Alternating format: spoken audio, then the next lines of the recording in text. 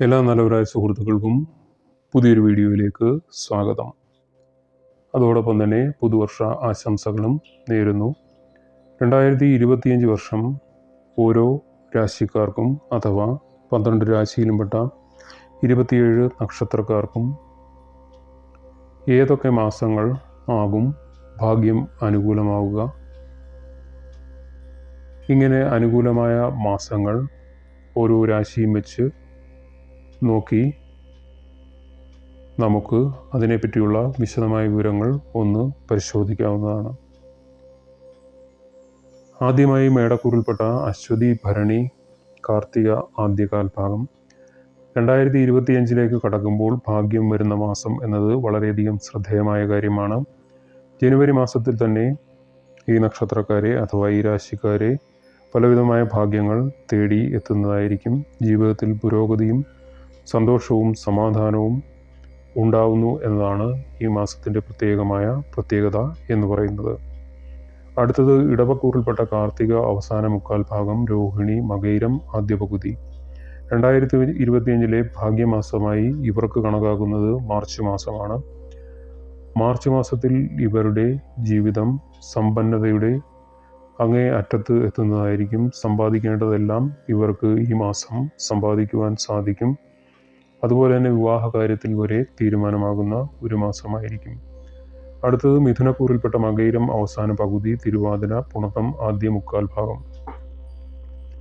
2025 ഭാഗ്യം നൽകുന്ന മാസം എന്നത് ഏപ്രിലാണ്. ഏപ്രിൽ മാസത്തിൽ ഇവരുടെ ജീവിതം പ്രതീക്ഷിക്കുന്നതിനേക്കാൾ ഉയരത്തിൽ എത്തുന്നതാണ്. സാമ്പത്തിക സ്ഥിതിയിൽ മികച്ച പുരോഗതി കാണുവാൻ സാധിക്കുന്നതാണ്.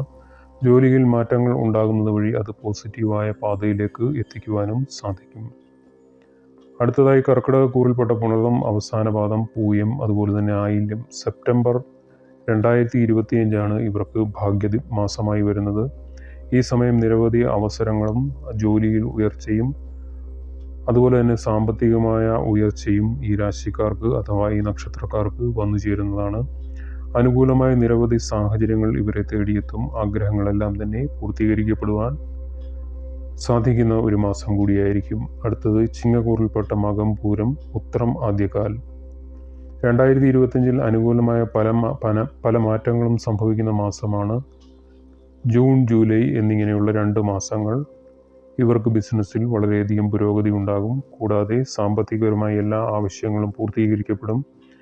ആവശ്യങ്ങളും ആഗ്രഹങ്ങളും എല്ലാം തന്നെ നിറവേറ്റപ്പെടുന്ന ഒരു സമയം കൂടിയായിരിക്കും.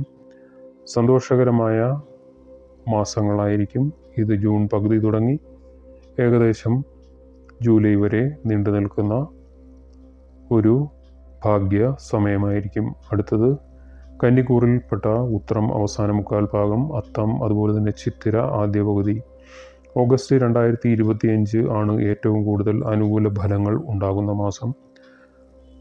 പലപ്പോഴും പുരോഗതിയിൽ നിങ്ങൾ അത്ഭുതപ്പെടുന്ന തരത്തിലേക്ക് കാര്യങ്ങൾ എത്തുന്നതായിരിക്കും.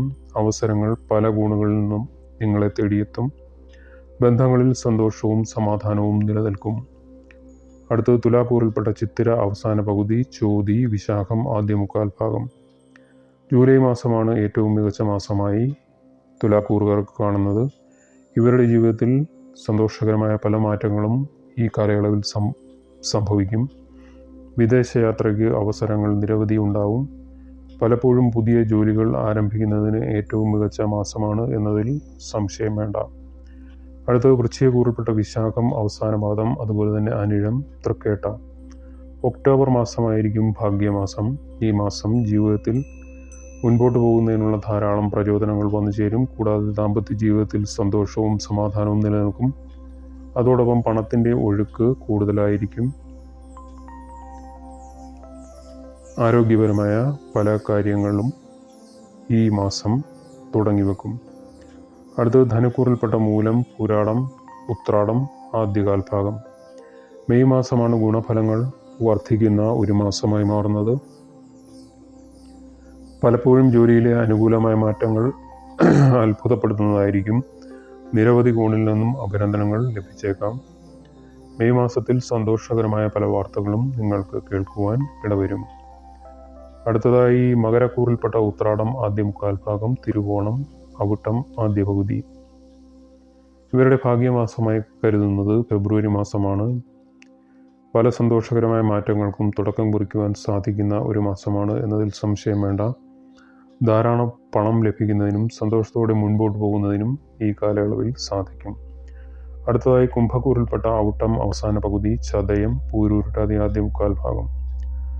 മാർച്ച് മാസത്തിൽ അനുകൂലമായ പല മാറ്റങ്ങളും ഉണ്ടാകുന്നതായിരിക്കും. 2025 പലപ്പോഴും സൗകര്യപൂർവ്വം എല്ലാ കാര്യങ്ങളും ചെയ്യുവാൻ സാധിക്കുന്ന ഒരു മാസമാണ് എന്നതിൽ സംശയം വേണ്ട.